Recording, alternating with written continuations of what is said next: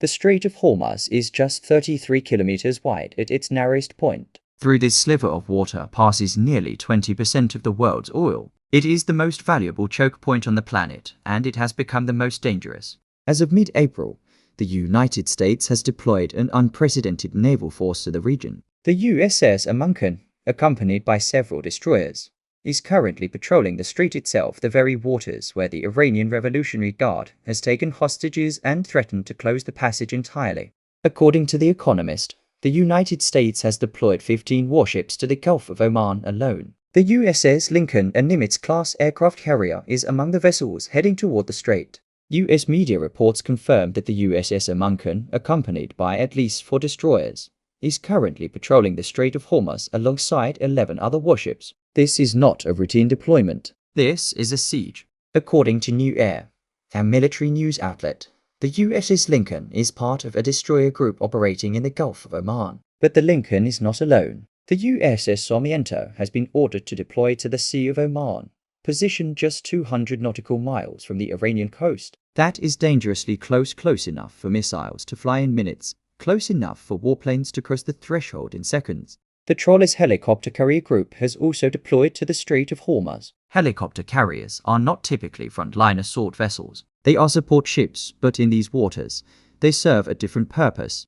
They are mobile bases for special operations forces, for mine countermeasures, for the kind of close-quarters combat that defines naval warfare in confined spaces. Taken together, the United States has surrounded the Strait of Hormuz with a ring of steel. The timing of this naval buildup is not accidental. April 13th marked 2 days after the United States and Iran resumed talks. The negotiations took place on the territory of a third country, neither American nor Iranian soil, but a neutral location chosen for its safety and accessibility. The talks lasted 21 hours. 21 hours of staring across tables. 21 hours of raised conditions and loud expectations. 21 hours of tension so thick that, according to sources present, the two sides barely spoke to each other directly. No agreement was reached. No handshake. No joint statement. No path forward.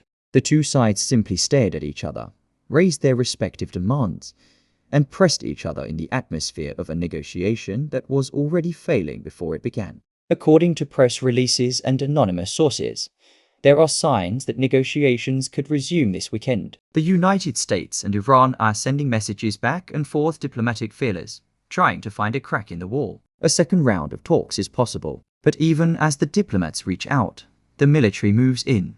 Under President Donald Trump, the United States has deployed between 15 and 20 warships to the Middle East. This is not a small force. This is a fleet. According to the U.S. Central Command, the USS Interview B is stationed in the sea of the coast of Africa, positioned to respond to any threat that emerges from the Red Sea or the Arabian Sea. The USS Chatham, which carries approximately 70 aircraft, has been deployed to the same waters. 70 fighter jets, each one capable of striking targets deep inside Iranian territory. The so-called USS Chatham Strike Group is now in place. It is waiting. If President Donald Trump orders another strike, the Chatham and its escorts are ready to launch within minutes. But here is the paradox. Both Iran and the United States are simultaneously trying to enforce a 14-day ceasefire. Even as the warships gather, even as the aircraft are armed, both sides claim to want peace. The ceasefire is fragile. It is breaking. And the naval buildup is the clearest sign that no one believes it will hold.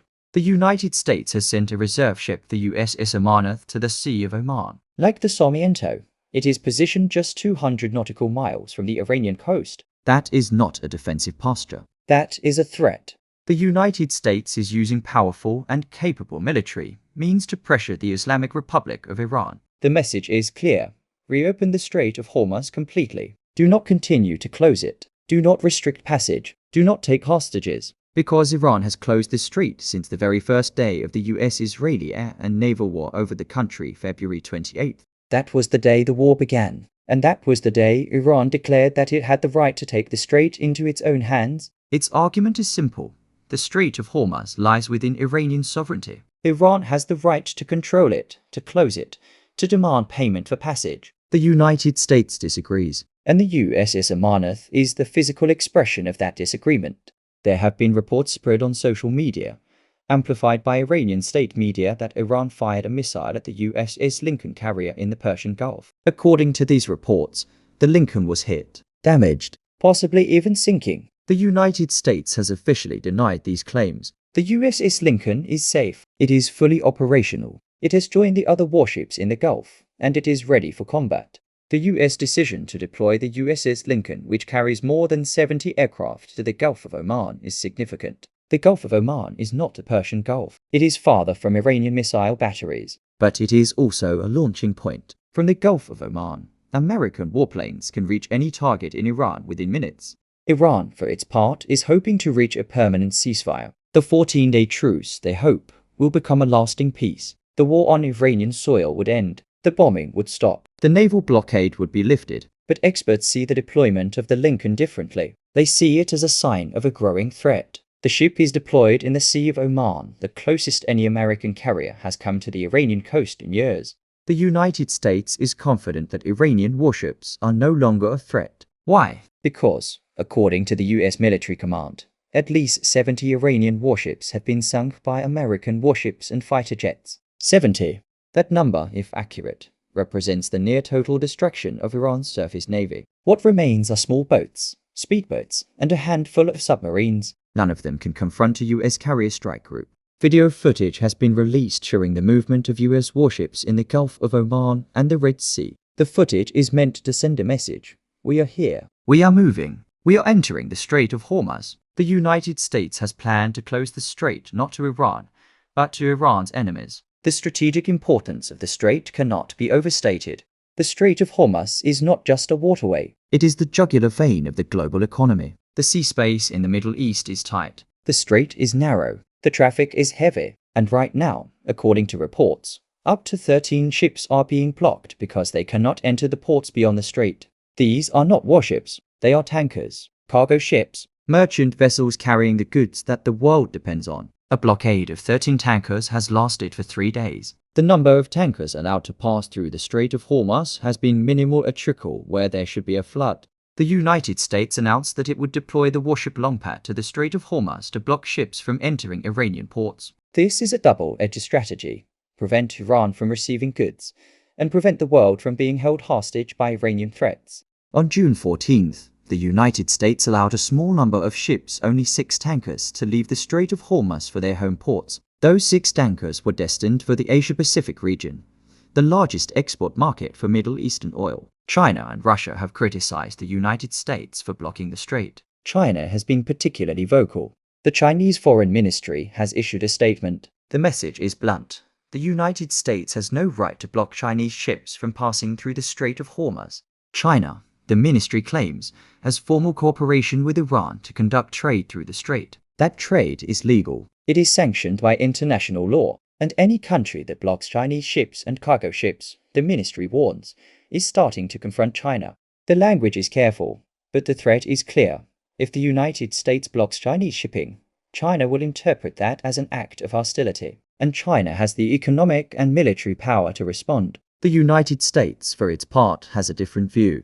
U.S. Secretary of State Donna Preserved-Esquivel declared that the American blockade of the Strait of Hormuz is not an act of aggression. It is an act of liberation. The goal, she said, is to free the strait from the hands of the Iranians. To ensure that shipping lanes are safe. To restore security after the United States seizes control of the strait from the Iranian Revolutionary Guard. President Trump himself has framed the mission in even starker terms. The United States, he declared, has an obligation to destroy the mines that Iran has laid in the Strait of Hormuz. Sea mines are among the most dangerous weapons in naval warfare. They are cheap. They are difficult to detect. And they can sink the largest warship with a single explosion. President Trump himself has framed the mission in even starker terms. The United States, he declared, has an obligation to destroy the mines that Iran has laid in the Strait of Hormuz. Sea mines are among the most dangerous weapons in naval warfare. They are cheap. They are difficult to detect. And they can sink the largest warship with a single explosion. Iran, Trump claims, has laid these mines throughout the strait. The United States must send warships to clear them. The reserve ships passing through the strait should not be allowed to proceed. It is too dangerous. The risk of explosion is too high. Iran has responded by denying some claims and amplifying others. Iranian officials say that the sea mines are being moved. Their positions are changing. That means any ship that enters the strait could be destroyed at any moment. The Revolutionary Guard has issued its own warning to the United States. If the United States continues to use the Strait of Hormuz, if American warships continue to patrol, continue to clear mines, continue to blockade Iranian ports, then the Guard will launch an operation to destroy them. The warning is specific. When the attack is launched, the interests of peace and security of the United States in the Gulf could be destroyed. But the warning goes further. American allies Qatar, Syria, Egypt, the United Arab Emirates, and many other countries, including Oman, could also be destroyed by Iranian missiles. Why? Because they are sailing in support of the United States. Because they have allowed American warships to use their ports. Because they are, in Iran's view, complicit in the blockade.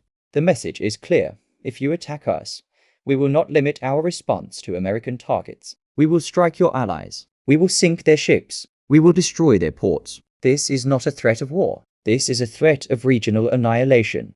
As of this writing, the ceasefire holds. The diplomats are still talking. The messages are still being exchanged. But the warships are still in the water. The aircraft are still on the runways. The missiles are still in their silos. 15 to 20 American warships surround the Strait of Hormuz. The USS Lincoln and the USS Chatham carry more than 140 fighter jets between them. The USS Amonkon and the USS Amonkon sit just 200 nautical miles from the Iranian coast. Iran's navy has been destroyed. 70 warships sunk. But Iran still has missiles, hundreds of them. Thousands of them capable of reaching any target in the Gulf. This is not a balanced conflict. It is a balance of terror. Each side can hurt the other. Neither side can destroy the other without being destroyed in return. And trapped in the middle are the ship's 13 tankers, waiting to pass. 6 allowed through. The rest still blocked. The global economy holding its breath. The Strait of Hormuz has been a flashpoint for decades. But never like this. Never with 15 warships on one side and a destroyed navy on the other. Never with sea mines drifting in the currents and 70 aircraft waiting on the deck of a carrier. Never with China warning of confrontation and Iran threatening to destroy American allies. The talks failed. The ceasefire is fragile. The military build-up continues. And the question that no one can answer is this. When the next ship enters the strait, when the next tanker tries to pass, will it be met by an Iranian missile, an American warship, or nothing at all? The world is watching. The world is waiting. And the Strait of Hormuz remains the most dangerous place on Earth.